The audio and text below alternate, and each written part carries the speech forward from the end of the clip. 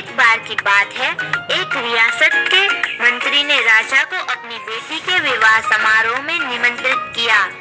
जब राजा अपने परिवार के साथ विवाह समारोह में पहुंचा, तो मंत्री उन्हें सम्मान पूर्वक विशिष्ट आसन पर बैठाने ले गया। तो मंत्री यह देखकर बहुत लज्जित हुआ कि एक सफाई कर्मी वहां बैठा हुआ था। उसने सफाई कर्मी को सभी के सामने वहां से उठा फेंका और बहुत डांटा। सफाई कर्मी ने बहुत अपमानित महसूस किया और बदला लेने की योजना बनाने लगा। अगले दिन सुबह जब राजा का कक्ष साफ कर रहा था, तभी वह जानबूझकर बड़ा बड़ाया। राजा कितने नादान हैं, उन्हें यह पता ही नहीं कि रानी और मंत्री के बीच क्या चल रहा है। राजा आधी नींद में था। यह क्या बकवास कर रहे हो? उसने पूछा। महाराज, मैं पूरी रात सो नहीं पाया, मैं तो नींद में बड़बड़ा रहा था, सफाई कर्मी जवाब बोला। हालांकि उसकी बात सुनकर राजा संदेह में पड़ गए थे। राजा अब मंत्री से चिढ़ने लगा और समय समय पर अपमानित करने लगा। एक दिन तो उसने द्वारपालों से यह तक कह दिया कि वे मंत्री को महल में घुसने ही न दे। मंत्री राजा के व्यवहार से बहुत चकित था, लेकिन कुछ विचार करने के बाद उसे समझ में आ गया कि सफाई कर्मी ही इसके लिए जिम्मेदार हो सकता है। मैंने उसका अपमान किया था और उसी का उसने बदला लिया है।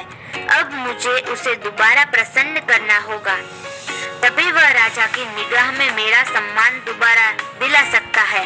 मंत्री ने सोचा। एक दिन उसने सफाई कर्मी को अपने घर भोजन पर आने का निमंत्रण दिया और कहा, मेरे दोस्त, मुझे क्षमा कर दो, मैंने तुम्हारा अपमान किया था, मुझे गलती का एहसास हो गया है। इन सुंदर कपड़ों को उपहार के रूप में ग्रहण करो, चलो मेरे साथ भोजन करो। सफाई कर्मी प्रसन्न हो गया। वह सोचने लगा, मंत्री तो अच्छा आदमी है, मैंने ही उस दिन गलती कर दी थी। अब सफाई कर्मी प्रसन्न था और प्रयास करने लगा कि मंत्री के बारे में राजा की धारणा बदल जाए।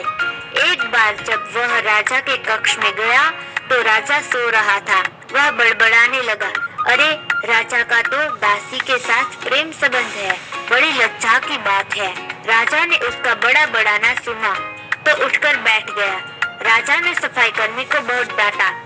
सफाई कर्मी बोला, क्षमा कर दे महाराज, मैं पूरी रात सो नहीं पाया, इसलिए दिन में ही नींद में बड़बड़ा रहा था। राजा को अपनी गलती समझ में आ गई। इस तरह की अफवाह के चक्कर में आकर उसने अपने बहुत अच्छे सलाहकार की अनदेखी शुरू कर दी थी। राजा ने मंत्री को बुलाया और दोनों फिर से मित्र बन गए। Thanks for watching guys.